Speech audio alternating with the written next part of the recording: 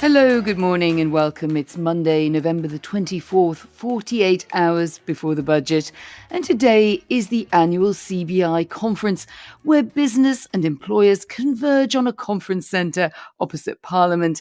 My name is Anne McElvoy from Politico. And I'm Sam Coates of Sky News. So CBI annual conference means it's the 1 year anniversary of Chancellor Rachel Reeves' appearance where she declared she would not be, and I quote, coming back with more borrowing or more taxes in future.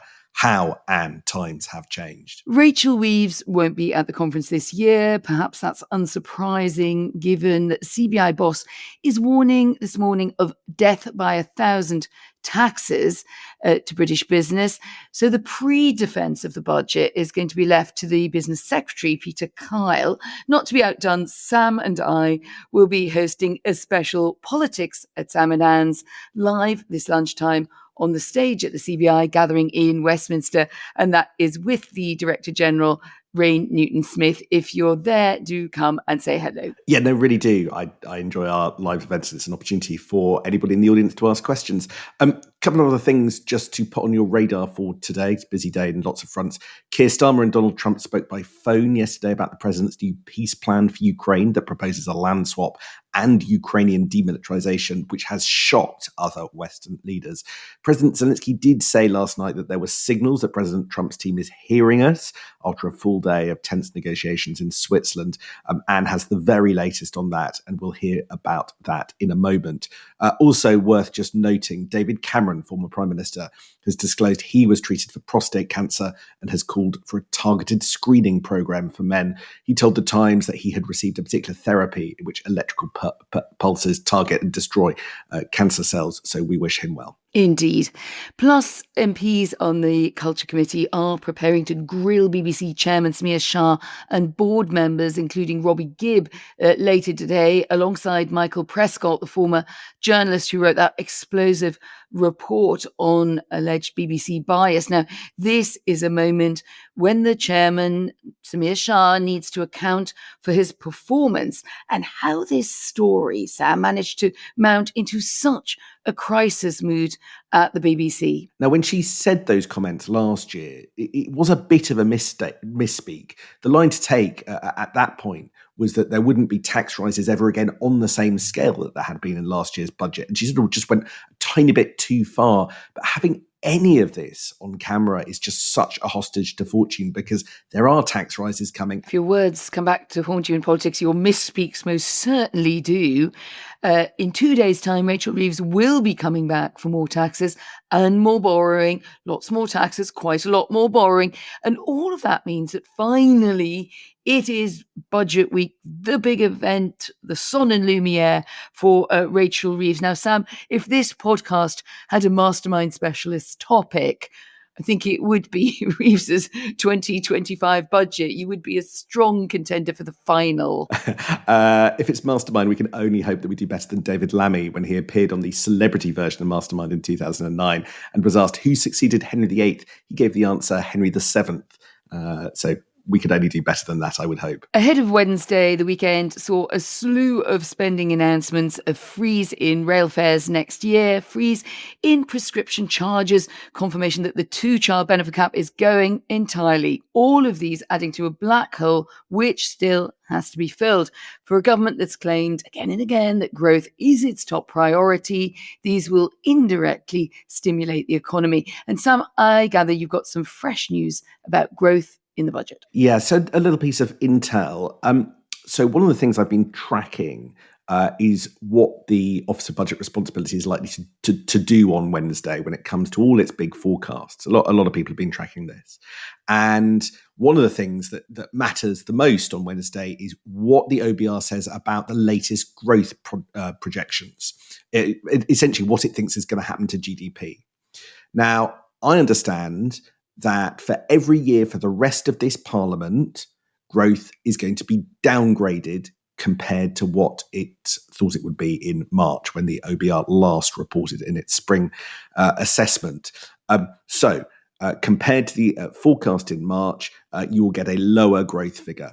Now, the government will argue there are a number of reasons for this, that growth this year, 2025, is a little bit higher. That's pulled forward some of the higher growth from next year, lowering that number. And they will strongly make the case that the downgrade in growth isn't due to the decisions that they make in this budget. It isn't due, as they would say, to policy, but instead the successive downgrade is due to the productivity downgrade that the OBR is doing that has been well trailed. But however you cut it, whatever the reasoning, once again, last year, growth will be lower after this budget than before, which is not a great position for a government that had claimed growth is their top priority. This is really the problem that faces Rachel Reeves, isn't it, when she stands up to give that budget. If you think that the government came into power saying that growth was its priority, but also the implication that it knew what to do to at least begin to move to a higher growth outlook for the UK. That just does not seem to have come off in any meaningful way.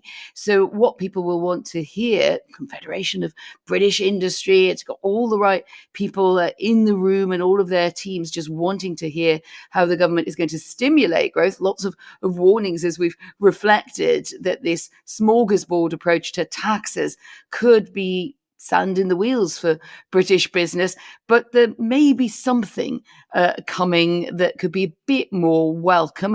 How on earth can Rachel Reeves, can the government, Peter Kyle fronting for it today, get this message out that they do have something to say on growth, Sam? I think Peter Kyle will be his usual bouncy, optimistic self, and the main substance will come on Wednesday. I picked up one more thing, however, which they won't say today, but will come in the budget as I expected. Now, one of the things that you and I have been talking about for months is how Rachel Reeves got herself stuck in a doom loop, a sort of cycle of annual tax rises because of her fiscal rules, because she ran her spending so close to her borrowing limits. And in that interview that I did with her in October, she even appeared to concede she was in a doom loop. Now, I am picking up from bits of government that they are now confident that they think they can say after Wednesday that they've broken out of the doom loop. And I think they want this to be a bit of a surprise. And I think what this means in practice is that they're going to create a bigger buffer, more headroom than people are expecting. If you remember, in the autumn and in the spring statement, Rachel Reeves left just £9.9 billion between her spending projections and the amount that maximum amount she was allowed to borrow. I think that's going to go up in a way that sort of puts the question of whether she's in a doom loop beyond it sort of answers that. So rather than it going to 15, I'd expect it to go higher. I don't have an exact figure.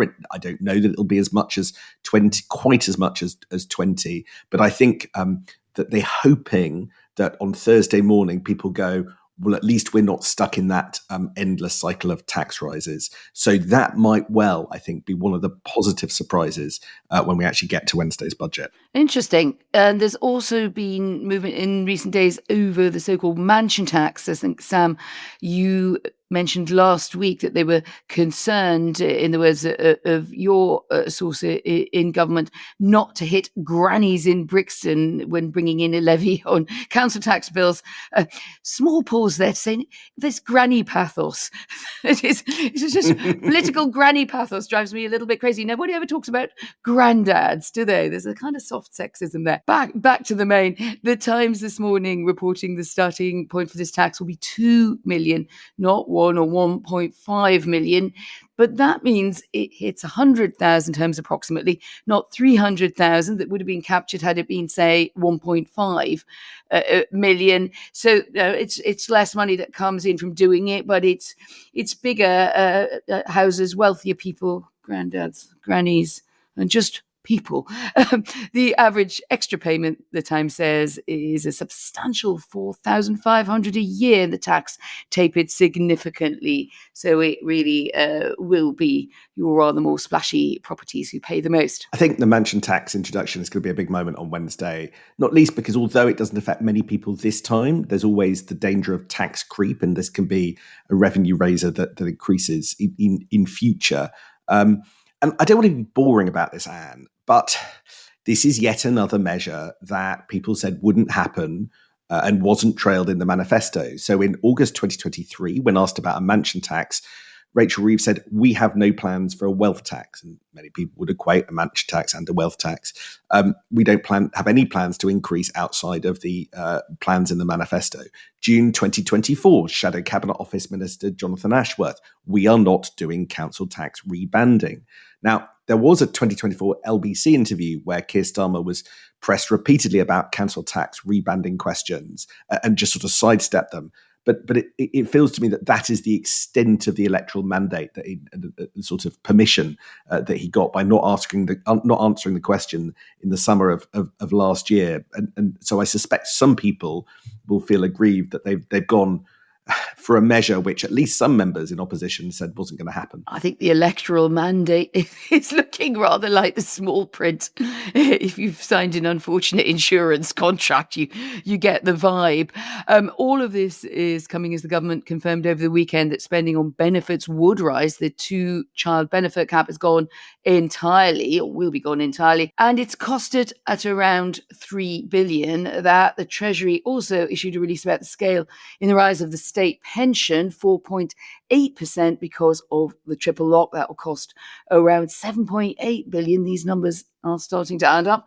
And that's on top of the U-turn on winter fuel payments needs to be funded in this budget at around 1.5 billion and 5 billion for failing to get the welfare reform through, which was Rachel Reeves' last traumatic outing in the Commons. That's around 17 billion when we added up on welfare paid by dragging more people into tax. Now, whether this is particularly growth friendly or business friendly, let's see how the government tries to square that circle. It certainly looks like a good attack target for the opposition, does it not? And that's also why I think we're going to be hearing the Director General of the CBI, Ray Newton-Smith, who will be warning against death by 1,000 tax rises.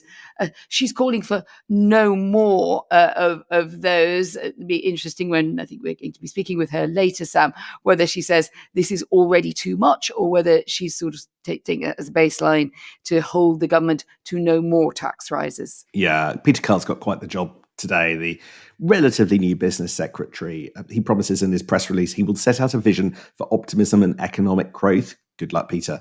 It is going to be a challenge. Just a small, again, annoying point from me. The big policy announcement from Peter Kyle is that the government will slash energy costs for around 7,000 businesses, and they'll be slashed for up to 25%. But I just want to give you a health warning. This is the same scheme that the same department announced in June when they were rolling out the industrial strategy. And all they're actually doing is announcing a consultation, which, the employers' organisation, Make UK, are pretty incredulous that it's been all these months and they've still only got to the consultation scheme. But also, government officials are unable to say how much this scheme costs, what up to 25% actually means, and what the exact criteria will be to qualify for the discounts. That's the point of the consultation, I'm told. So if you don't know any of those things, apparently it doesn't start until April next year, but we don't have a shape for this scheme, and so re-press releasing it isn't the biggest of triumphs. Anyway, there is one new announcement, and that's that Peter Kyle is going to have a series of task forces to cut red tape. So lucky business leaders that get appointed to those. Let's see how that goes down. Peter Kyle will be saying all of that in his morning speech. Zia Youssef from Reform is there this afternoon, but also Kemi Badenoch, who I seem to now see almost every week. She's really gone up a gear, don't you think, Anne, at the moment? Yes, and she's out and about today. Target-rich environment for the opposition. Sam, I think you're going to be grabbing a quick chat with her at the CBI. Very good piece by my colleague Dan Bloom on Politico this morning about the reboot of Team Kemi, how she and her operation got their mojo back after a bit of a ropey start. Who's involved, who's been kicked out and who's been brought in, and particularly how emboldened they were, Sam, by getting that scalp of Angela Rayner's recognition, a source there in the Kemi crowd saying we're starting to do the fun bit of opposition, which is whacking a failing government over the head. Oh, how much they all love each other. Now, Anne, we're about to talk about Ukraine in a moment, but before we come off the budget, there is something I want to seek your wisdom on. It's sort of angels fear to tread for me.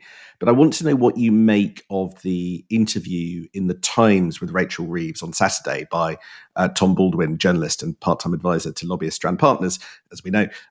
But Rachel Reeves said in that interview that basically she was complaining about the coverage that she gets. You can see the attacks in the media. They're going for me all the time. It's exhausting, but I'm not going to let them bring me down by undermining my character or my confidence. I've seen off a lot of these boys before, and I'll continue to do so. I'm sick of people mansplaining how to be Chancellor to me. What did you make of the tone of Rachel Reeves' comments in that interview? It was sort of Annie get your gun style Rachel Reeves comments as out of my way. Pretty obviously, I think she wanted to go out there. She had a friendly interviewer. She was going to say some things and also some subsequent comments, which I think she genuinely feels that she has been underestimated. She kept talking about that. The mansplaining I thought was kind of quite odd. I mean, you are the female Chancellor, so if anybody's mansplaining to you, you could just say, well, look, actually, I'm the boss here. I think it shows that she feels that she needed to look assertive. She needs not to look on the back foot, and that you can sort of see that the difficulty there is that it can shade into a bit of a kind of Labour pathos. Everybody's out to get me. I had some difficulties when I first applied to a certain college at Oxford, and it got a little bit in the weeds, some of her interviews. But I think it does show that she intends to fight, and she wants to fight on for her job. That's what I took from it, that she feels, whether it's mansplaining or womansplaining, that people who are counting her out are wrong. Right, let's very quickly pivot to the massively important events in Ukraine and the peace talks that have been going on over the weekend in Geneva, following on from the G20 in South Africa on Saturday.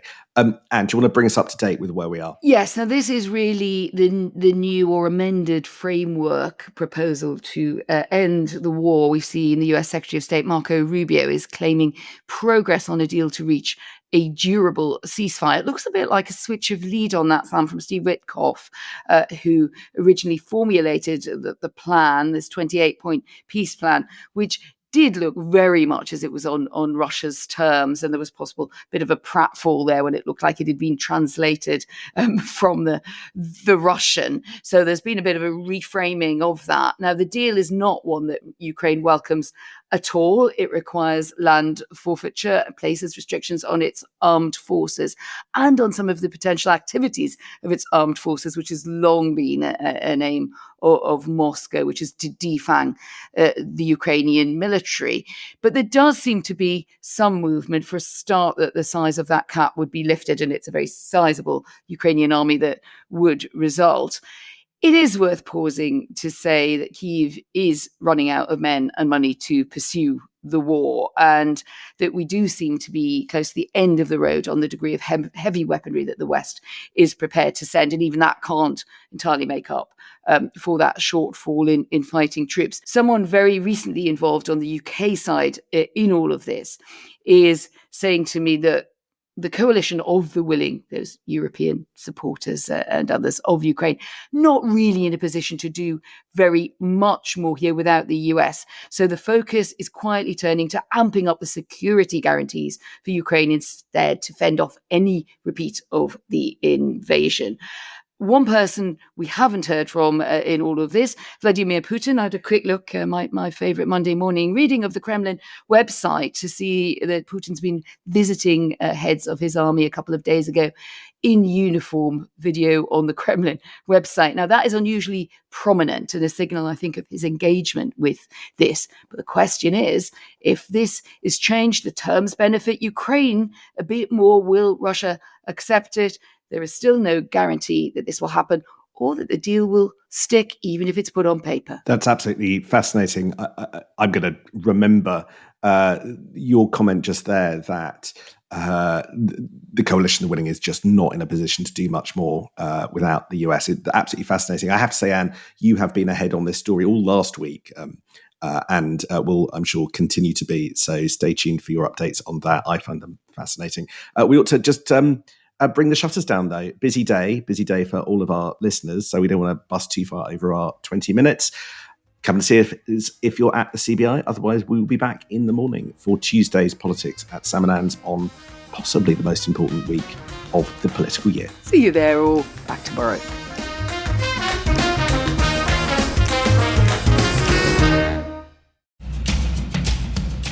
Hey, it's Sophie and Will from Sky News. Too many headlines, too little time? We get it, and that's why we're bringing you Cheat Sheet.